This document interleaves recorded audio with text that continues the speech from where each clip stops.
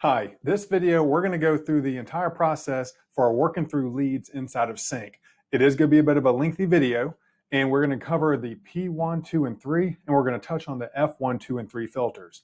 So what we have here on the left side of the screen is a process diagram we're going to be following through. So it is a lot to take in, but after you get used to the process, it will be second nature. It's not nearly as intimidating as it may look. And on the right side of my screen here, I'm going to be using Angie's account as a sample view of what you'll be doing actually inside of CINC. So for starters, this might look a little bit funny to you, the way the information is overlapped. So just to show you, in case you have not seen that before, if you're used to seeing CINC this way, where all the information is in one row, whenever you shrink the screen down, and based on the size monitor you may have, it begins to overlap the information like this. So you have Heather's information here all the way to her pipeline, and then rolls down to her registered time and who's assigned to her. So from here, let's go ahead and dive into the process diagram. Zoom in to make that more visible. There we go. So with CINC, whenever it's time to start prospecting, that's basically reaching out to new clients to build some new business. We start with the P1 filter. So under Launchpad, we have leads. We're going to go to Save Filters, and we're going to click P1, Call Now. And so this filter only shows us new leads. And remember, new leads are those leads that nobody has attempted to call or text. So as long as we're all using the pipelines correctly, anybody that shows new lead right there means nobody has texted them, nobody has called them. So emails don't count because the system is automatically emailing all these people property alerts. So they're receiving emails already. That doesn't count as a contact. Getting in touch with somebody actually one-on-one with a human being is what really counts inside of CINC. So again, whenever we hit P1, it shows us that it's going to show us new leads. I have updated that filter so it does not show us test accounts, something I'll play with in the back end of the system. Now, whenever you do this, it's going to show you both your own new leads as well as new leads inside the pond. So this process applies whether you're in the pond receiving leads from the brokerage or not. Even if it's just your own lead generation efforts, it will still show you a P1 filter for your new leads to begin to call. And so now that we have that pulled up, we're going to call through the CINC dialer. So from right here, we can click on Heather's cell phone number, or whatever number this may be it cell phone or not, and get the option to call the lead. So using a laptop, you can use a USB-enabled headset and call directly from the laptop. That keeps your hands free to make notes and makes the process go pretty quickly.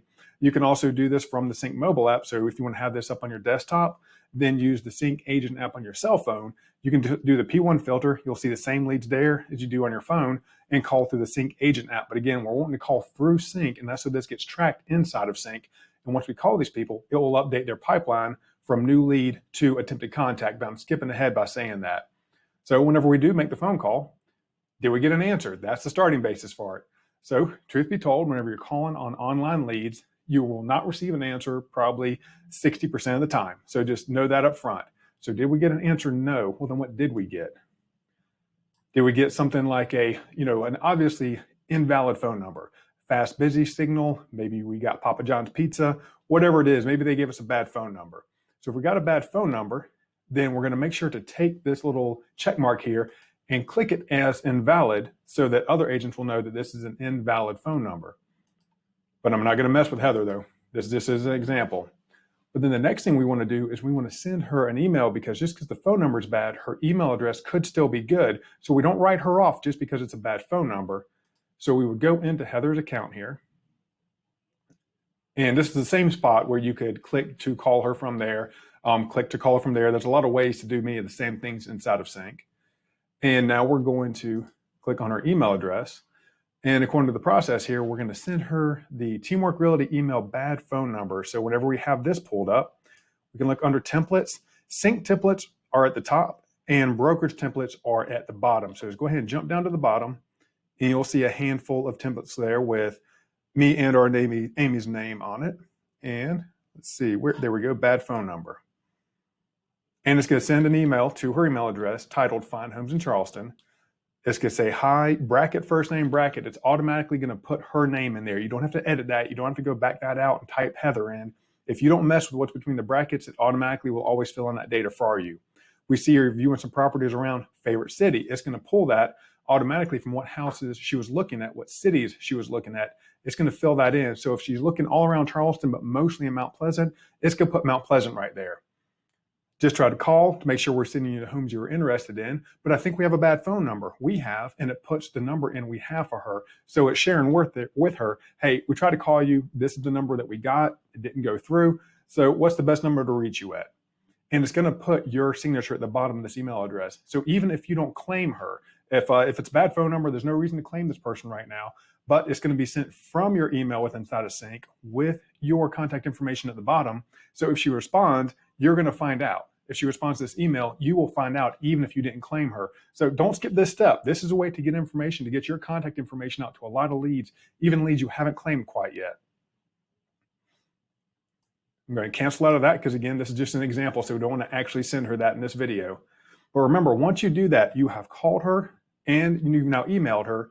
You definitely want to make sure to change this to attempted contact, and you want to add a note. Those are the final two steps you see on there, add note and attempted contact. So we would go up here and say, try to call, and either say no answer, or we would say invalid number. Gave a, we'll say gave a fast busy signal. But whatever it was that we got, whenever we did try to call, put that note on there and then say also sent bad phone number email. So whatever you do on any lead and every lead, make a note about it. Trust me, that's the only way us as a whole brokerage kind of increase the quality of these leads we're working on is by collectively all adding a little bit of information every time we touch one. So we add that, and if we're the first person to try to reach out to this lead, which being as how it's a new lead, that should mean we're the first one trying to contact them. No other agent should have any notes in here because nobody should have tried to contact them and have left it as new lead. So I'm going to say we're going to pin that note, and whenever we hit save, it's going to hold that note at the very top. So next time we're doing lead generation work, doing prospecting calls, and somebody pulls up Heather, they're going to see the very top note. It's going to have your name next to it. So if we did this under Angie's account, it would say Angie's note, try to call her, send her the bad phone number email. But, if we see that happened a week ago, 2 weeks ago, 3 months ago, it's a good reason for somebody else to go ahead and try to reach out to Heather if she's still sitting in the pond. And again, remember, this works for your leads as well, so they don't have to be people in the pond. So I'm going to close back out of here. All right, say instead of a bad phone number, we got a voicemail. So by default, I'm going to say don't leave voicemails. How many times do you actually call back a salesperson that calls you? No reason to do that. It just takes more time away from getting on to the next person that may answer the phone.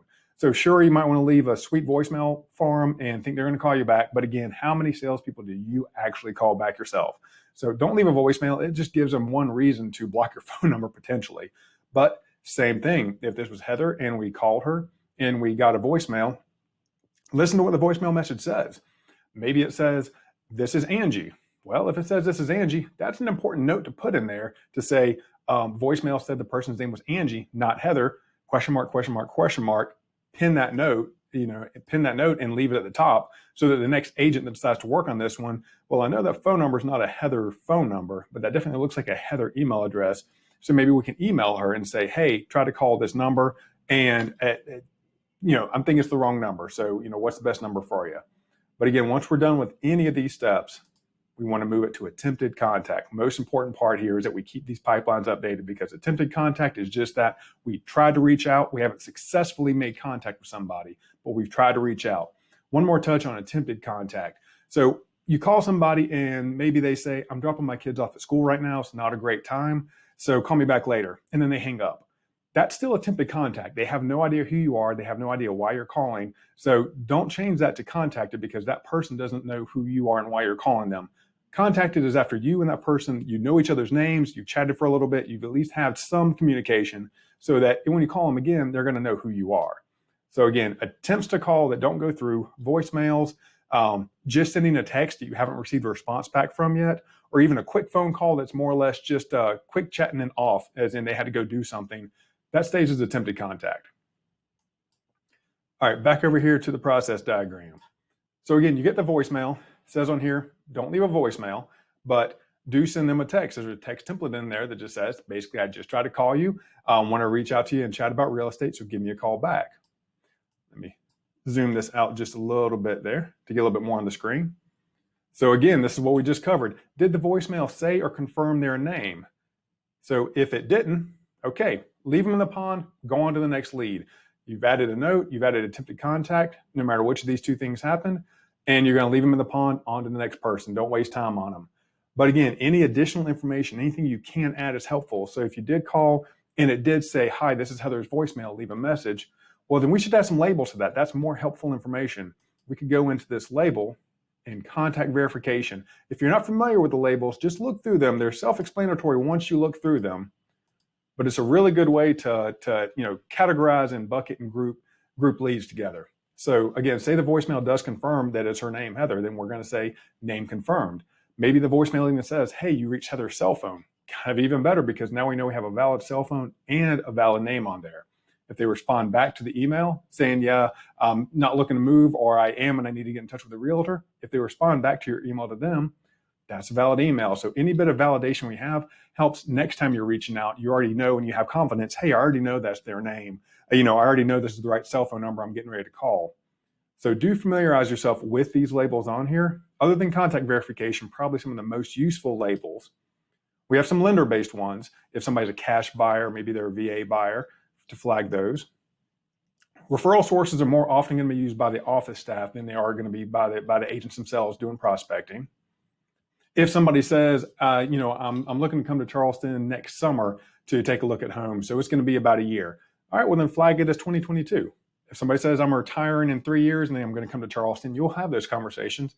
Then flag it as 2023 onward.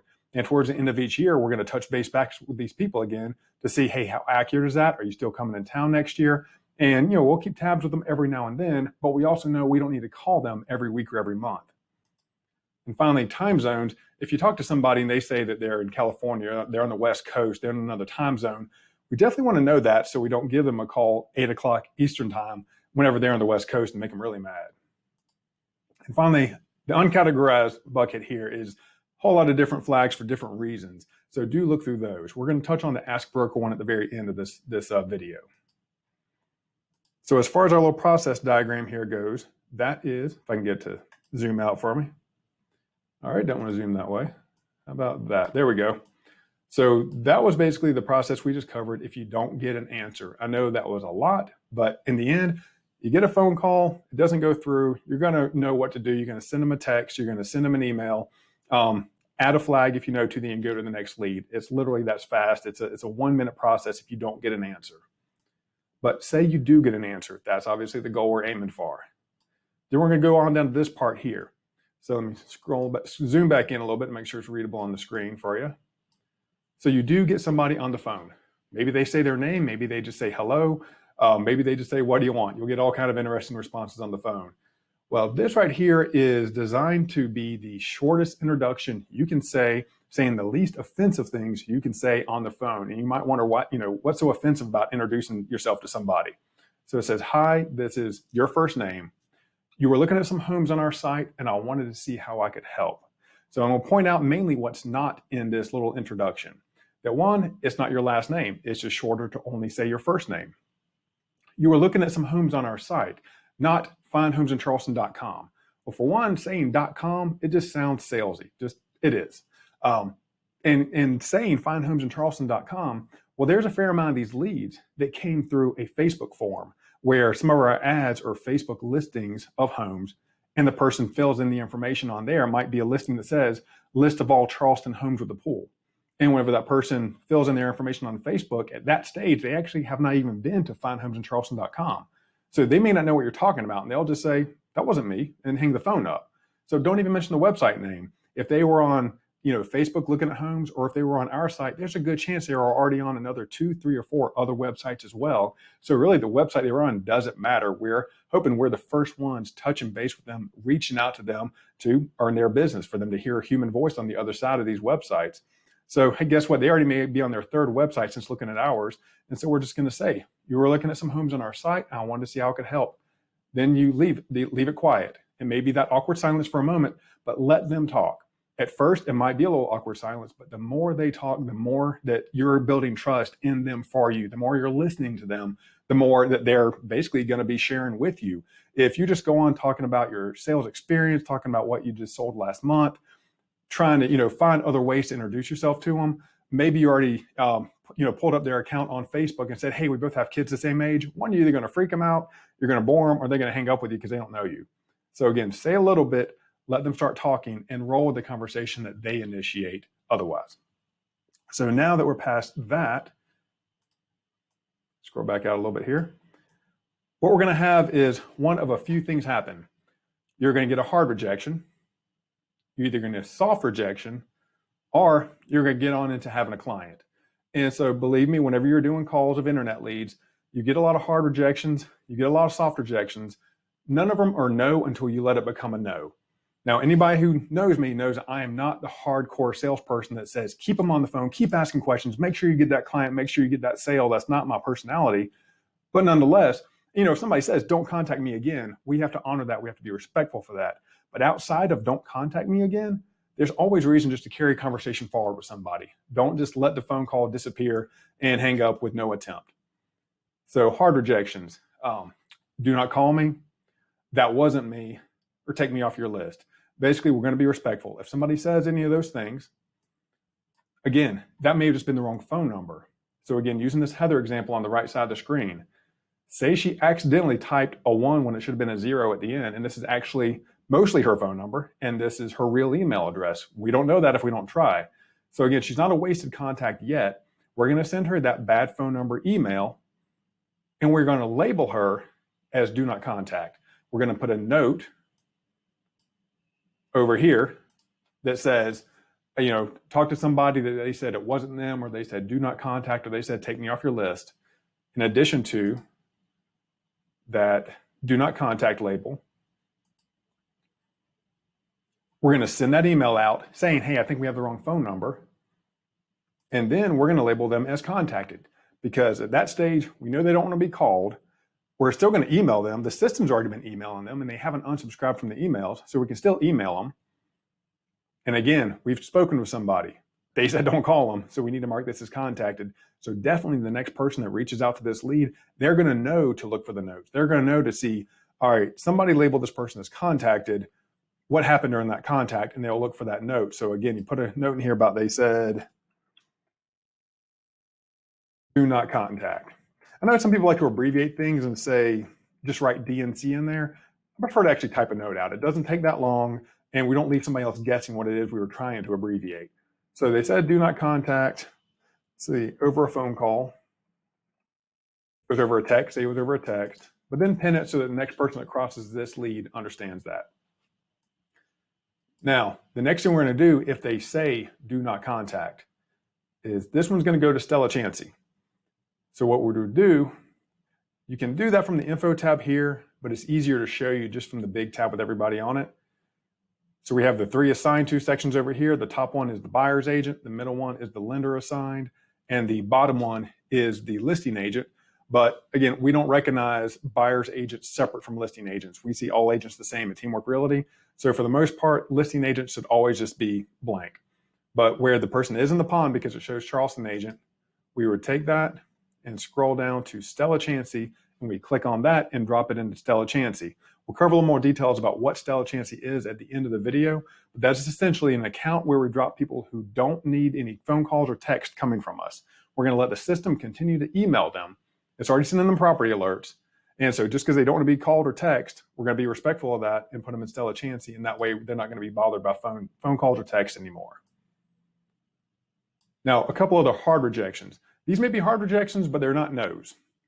Either we just bought a home, we're no longer moving, no longer looking.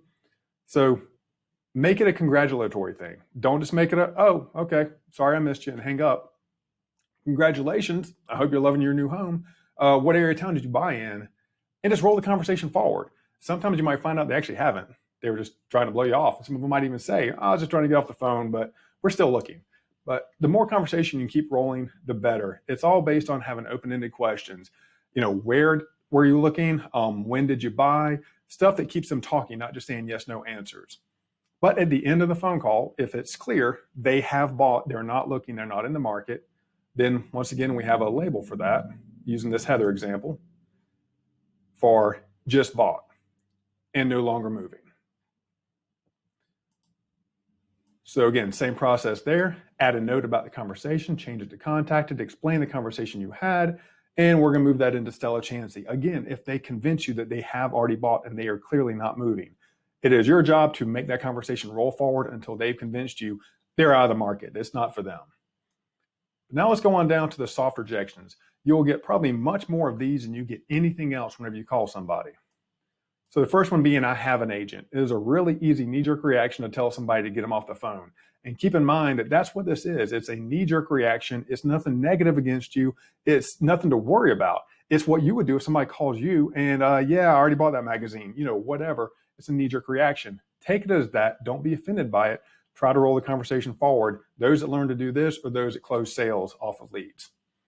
So one way to do it is to have them convince you who they're working with. Oh, who is it you're working with? Let them talk some. Well, if you haven't signed with them yet, I would really appreciate the opportunity to interview to be your agent. Let me buy you some Starbucks. Let me take you to Chick-fil-A. Butter them up. You're in sales. That's your job. So, see what kind of conversation you can generate if they say, I have an agent. But again, if it does end with, it's clear they have an agent, they've already signed with them, you're not going to get anywhere with them. If that happens, there is a flag for has a realtor. Add that note, change the pipeline from either from new to contacted. Put them in Stella Chancy. They don't need to be bothered. They've made it clear they have an agent, and we have to respect other agents' relationships. And before we go over here, I'm going to do this last soft rejection of just browsing. So you'll get a lot of those. Nope, I was just browsing, just wasting some time. Well, of course, that's what the site's there for. What had you looking? Let them talk. Anytime you get done with one of these short sentences, just be quiet and let them talk. That's probably the biggest challenge early on, is you want to keep the phone call alive. Let them keep the phone call alive. Ask an open-ended question. Let them chit-chat with you. So again, just browsing is always a good open client to be working with. You're going to get used to loving hearing that because it's not really a rejection. And so that's where you're going to get into the goal conversations. Sometimes you'll get no rejection. It's just, all right, yeah, I'm looking for a home. I'm going to need a realtor. That's a goal conversation. That's a conversation you want to have. And again, you'll hear me say it again here. Let them talk. The more they talk, the more they're putting their trust in you. Take notes while they're chit-chatting. They may just, make some blurb about coming in for a wedding, about their kids, about their pets, about their job. The more you find out about them in any form of the conversation, write it down. The next time you chat with them, it's going to be in the notes, and it's going to make it more personable whenever you remember these things about them. So find commonalities to keep things moving forward. Ask open-ended questions. How, why, when and where kind of stuff, and who. Anything that pushes them to say more than just, no. Well, when is it you guys are looking to come down? Let them talk. So once that's done, add notes, change it to contacted. Now, this is your deciding factor of, I've had one of those good conversations, I've had one of those goal conversations. Do I want to claim this lead? You don't have to claim every lead you talk with. Sometimes you go talk to some people that you don't want to claim, and that's perfectly fine. But still, do the process. Add the note, change it to contacted, change the pipeline there to whatever is most appropriate. So you're not going to work with them, fine. Leave them in the pond. Let the next person come across them, and that is perfectly fine. If it's something more urgent, like, yeah, I'm looking, but I'm looking in Walterboro, and you're just not comfortable trying to go out to an area that you have no idea about, well, then reach out to the brokerage at that point. Don't just leave the person hanging. Don't say, we don't cover that area. If they say, I think we're looking at Myrtle Beach, don't leave those hanging. One, we can work anywhere in the state. And two, we can also refer it out potentially. So even if somebody says they're looking outside the area you're familiar with, keep the conversation rolling, make a bunch of notes about it, and then bring it up to brokerage management, and we're going to help you find a way to make that work in your benefit. But say you do decide to claim that person. So here, we're in the good section then. This is where somebody becomes a client. So in that conversation, confirm their search criteria. I have here that you were looking around Mount Pleasant. What kind of home were you looking for? Let them talk. Don't just read what the screen says to them, but show that you know a little bit about them, that you're looking at Mount Pleasant, but don't be creepy and say, I know your budget is between $2,000 and $2,200 a month. Don't weird them out. Just Tell them a little bit about what you know from their search, and then ask them to fill in the rest for you. You might need to go into their search and edit it and tweak it to make it more appropriate for them, and that's perfectly fine. If you need help doing that, we can make another video about that, but reach out to the brokerage and ask if you need any help with that. Now, your next steps are the most important also to keep this rolling and not just for that client to be forgotten about, is talk to them about what's next. Are you going to be calling them again next? Are you going to meet up with them? Are you going to be doing showings with them? What's the follow-up? That is your job at the end of any phone call, is what's the follow-up? It is, I'll take you off our call list. That goes to still a chance that you did your job. If they say, I'm not coming in town for a number of months, all right, then I'm going to call you in 2 months to confirm your plans. Are they ready to schedule some showings? But it's your job to carry the conversation forward from there. So again, make notes. If you're using a headset, you can keep typing on the keyboard the whole time. Otherwise, have a sheet of paper out and make notes. And now the last and most critical step is, once you've done that, add a reminder in CINC. So again, using this Heather example, at this point, if we were in conversation, we definitely would have changed her to contacted. And say we had all those conversations that we were just mentioning on there. We asked the who, when, how, why questions. We confirmed her search criteria, maybe even updated it here. And we know what our plan is next. Well, whatever the plan is next goes right here in reminders. We add a reminder. And what was that next? Is that she says she's coming in town for Thanksgiving? Well, then guess what? We're going to call her. Let's see, it's May now. We're going to call her in August to confirm her plans for coming in town for Thanksgiving, to make sure we can connect up then. If she's coming in town next year, then we're probably going to call her in another 3 months or 6 months just to still touch base with her and not forget about her. But we're going to make a note here and make a detail note. See, call for trip down from New York. Put as much information as you can think of, as well as in the details here. Set a time on it, and it's going to notify you. But the more details you put here, when this reminder pops up in front of you, you're going to be familiar with all of it. You're like, yeah, I remember that phone call, and she's coming down to visit her family, and it's going to start bringing all back to mind. If you just leave it as call, you just leave it like that with a date on it and hit save, your phone's going to pop you up a reminder using the CINC app, and it's going to say call Heather. Like, I don't remember which Heather that was of the 20 Heathers I've talked to. So I'm going to have to log into CINC. I'm going to have to find the notes. I'm going to have to dig through my notes and see what it was I said about it. So again, the more details you add, the more it's going to help you. So add details in there. And what's going to happen, this is again skipping ahead, once we get through the P1, 2, and 3 filters for prospecting new leads, and then we claim some of them because we had those good goal conversations. And when you have those good goal conversations, you add reminders to leads. Then they come into your F1, 2, and 3 filters. That's your follow-up filters. That's your, I've already spoke with this person. Now it's my job to keep this rolling until they become a commission check. Ultimately, in the end, is the goal. But so once we've done that, we've added that reminder in CINC. We've done all the steps prior to that. We've added that reminder. Now it's time to go to the next lead. We've claimed that person. We're on to the next one. And so from then, you do this process top to bottom. Again, it's a lot to cover whenever we look at it graphically like this, but ultimately you're making a phone call. Did you get an answer? Nope. Couple quick steps. You did get an answer. Did you have some good open conversation with them? Don't memorize these. Just let them become natural to you. Learn your own way to learn your own spin on this introduction line so you don't feel like you're reading the script. I hate the word scripts, but again, familiarize yourself with why these are the way they are, why that is as short as it is. And if you have another way to word it similar, but just as short, then find your own words for this. Don't feel like this has to be a verbatim thing. But we just roll through this process through all of our P1 leads, all the new leads. Once we get done with that, we're going to start doing the P2 leads. So let me skip back there. So right now, again, looking at Angie's account, there's 270 people sitting in P1. That's a good solid couple of days worth of calling. So there's plenty of work to be done in P1, plenty of leads that have not been spoken to yet. Some of these may be rentals, like that one right there says $2,000. Well, guess what? People who can't find the rental they want end up buying. There's been plenty of opportunities for us to take renters and turn them into buyers, or to help them find a rental property. And then after their year is up, they're ready to buy. So again, don't turn your nose up at rentals. One more example I should dive into here that I lightly touched on this earlier. So Lisa Melton, on her account, it shows, let's see, FB Charleston is the source it came from, which for the most part, don't worry about source, but it also says NA for price and city in their timeline. So for some reason, we don't have the same usual information for her that we have for others. But the good thing to know is that if it says the source is Facebook, that means the email address is almost unquestionably correct because it pulled that from Facebook. It's harder to make that incorrect when they come through Facebook. But let me show you a little trick. So on Lisa Melton's, under activity, so by default, whenever we look in CINC, it's going to show us a whole bunch of information over here. Probably more than we necessarily want to see. These are all the emails it's been sending her. She's been opening some, maybe not opening others. But we're going to change this one to just look at the notes and see if she's a good example or not. All right, so it doesn't give us what I was looking for on her. I'm going to cross my fingers that within one or two of these, I'm going to be able to find the example I'm looking for. Let's look for Zahn Low, interesting name. Here we go. This is exactly what I was looking for.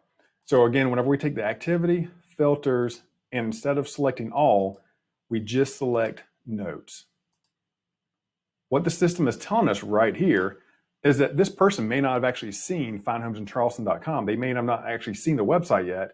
They came through a submission form on Facebook. So again, ran some ads on Facebook that showed them some houses.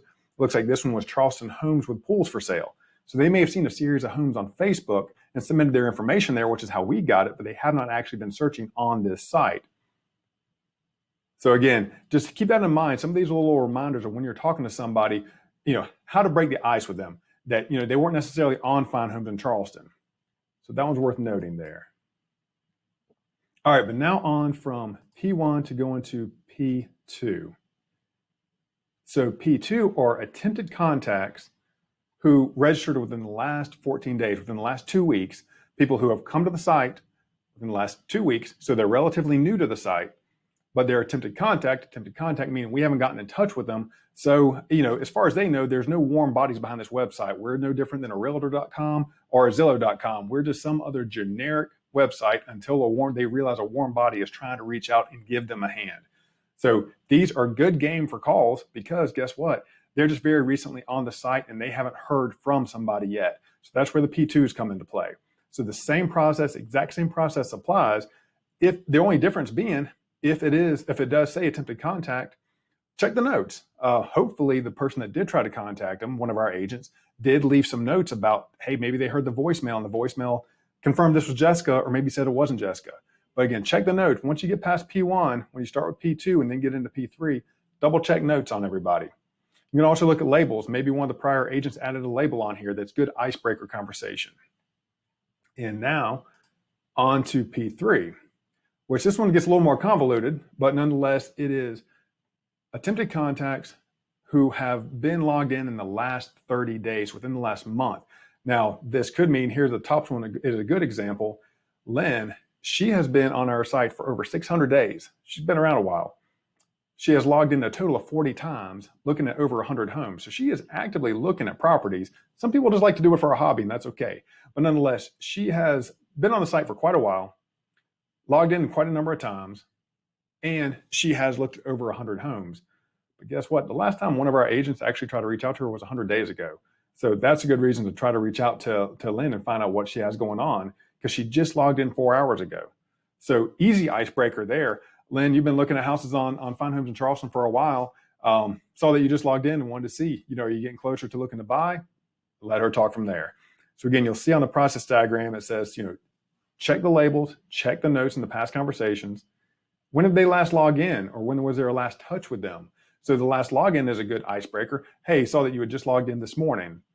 Or maybe, let's see, on last touch, hey, one of our agents just tried to reach you yesterday and didn't get you. So Jennifer, I saw you were back on the website again. How can we help you? Again, just icebreakers. So check the last login, check the last touch. And again, call through the CINC dialer. So all of this is tracked. Make sure no matter what happens that you're updating the pipeline and adding notes. And then you're on to the next call. You just repeat this process while you go through P1, 2, and 3. On P1, we had, it's updating slowly, 270 leads available. On P2, we had 28. So we're at about 300 now. So about 430 leads on P1, 2, and 3, leads that have not heard from a warm body inside of Teamwork Realty. So all good pickings, so to speak. Now, on to the F1, 2, and 3. Once we've gone through all the P1, 2s, and 3s that we want to go through, It's time for the F filters, follow-up. Who is due today? If you left any follow-ups, then they're going to show up right here. These are the people I said I needed to call today. So if you say you're going to do it on a day, do it on that day. Then once you get done with those good calls, now you got some backtracking to do. Your overdue ones, the ones that you said you were going to call, you're already falling behind a little bit, and that's okay. Call them now, follow up with them. But this also highlights how important it is to add reminders to people you're in contact with, is this F3 danger filter. Danger are people who have been put into the contacted pipeline, but there's no reminder on them. So what that says is somebody has made contact with Mackenzie. It says contacted, that she's been registered for 68 days, and that her last login was minutes ago. But right now, there is no plan to reach out to her next. No agent has said, I just spoke to Mackenzie, excuse me, and I'm going to call her again to keep this conversation moving forward. She was kind of left hanging. So again, but that is the sixth filter of building leads. So P1, 2, and 3, prospecting, that's getting new business, leads into follow-up 1, 2, and 3. That's nurturing the business you have started. Now we're going to get to the very last part of the diagram here. Let me scale it in so it's hopefully readable on the screen. So as we lightly touched earlier, Stella CINC, it's an account like a pond, but it's a pond that no agents have access to except office administration. So anybody we send there are people who said, do not contact me. I don't want to be called, take me off your contact list. So we won't call them or text them, but we're going to let the system continue to email them. So there have been times already this year that clients sitting inside the Stella CINC account have gone online, logged in, looked at homes, and then they've clicked the, hey, I want to see this home, or I've got questions about this home. So they've basically pulled themselves out of the Stella CINC account. When they message us at the office will see that, and we'll pass it on to one of our agents. And basically, whoever the last agent was that spoke to that person and then put him into Stella CINC, or try to contact him and put him in Stella CINC, we will give that person the first chance back at them if they do come back to life. But it also just pushes them out of the way so they're not in our way day to day whenever they've already said, don't contact me. Now on to the Ask Broker label. So say we call this Mackenzie person, and I don't know, this is one of your first times doing it and you're just confused about how to handle something on the site, or say she says she needs to, we need to edit her search, or she needs multiple searches for other reasons. Whatever comes to mind that you don't know how to do at the moment, make some notes about it and don't stop what you're doing. If you had scheduled yourself a good 30 minutes to an hour to do prospecting calls, don't let one toss you off and then, call brokerage management and then wait for somebody to get back in touch with you. What we're going to do is we're going to add the Ask Broker label right there. And we're going to make a note about whatever that was that we needed to ask the broker about. Whatever was confusing, whatever you need to clarify, make a note and then just go on with your prospecting, go on with your calls, get it all done, get it out of the way. The best thing is not give yourself an excuse to stop once you start making those phone calls. That way, whenever you're done, this is not going to notify brokers. It's not going to notify us of anything. But basically, when you're done, then you can call us up or say, hey, I added Ask Broker to one of those leads. When you get a chance, give me a call back on it so we can discuss it. So it doesn't stop the flow of your work, and it doesn't mean that you and I have to be working at the exact same time inside of CINC. And then finally, let me take that Ask Broker off before that's confusing for somebody trying to work that lead. And you don't have to have that lead added to your account in order to do that. You can leave them in the pond. You don't have to claim somebody just because you added the Ask Broker to them. We'll still be able to pull it up later and discuss that later. Now, finally, invalid contact information. So CINC gave us 2 check marks here. But as you've already seen on some of these, some are obviously bad. See if I've got any not obviously bad ones pop up.